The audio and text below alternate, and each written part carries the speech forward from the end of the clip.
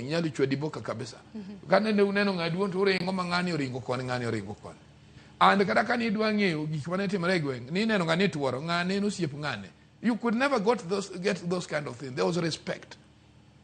Leadership ni kapok ogore gi johala. Nyaneno kata ka State House nyogolo an issue. Ting'en State House to golo an issue nikech gin gi dich taxes.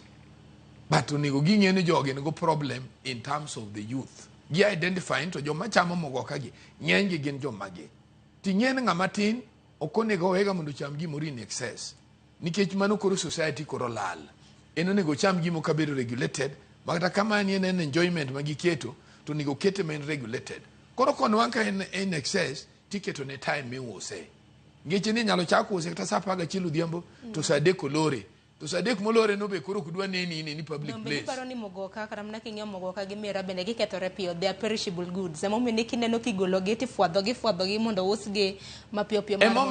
Emomiyo for you to do a deterrence in emi hike your decision. We go ngani ibinjo. Ingen, let me tell you, and I like Museveni for this. Museveni no wacho niya. In we go gi sijui ni ngane madho kongo, ngane timango. Ngani romgo iduka. Ne just come ni in nyaka ngadi tax Museveni wacho ni ngani ung'eyo no koso uso skuma bro yudo pesa ma onyalo madho go kongo, onyalo madho go soda. Ngani warom go nai bakucha. Koro pesa ne mo uso skuma ni en wa odhi onyiewo go kongo ta kao tax na kuma kongo nitie.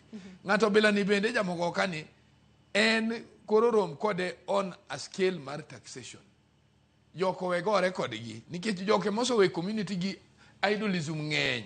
Koro ma is part of the entertainment. Nikech sama gichamo gini to gigo mbaka. Aye josiasa wabende odwa keto young people kaka the employees. Mayanyo ng'ane, mar goyo ng'ane, wacho muriambo ne ndatimo gini to katimo ema kelo gik moko kamogo kagi. Ero kama na inya bende batinde bende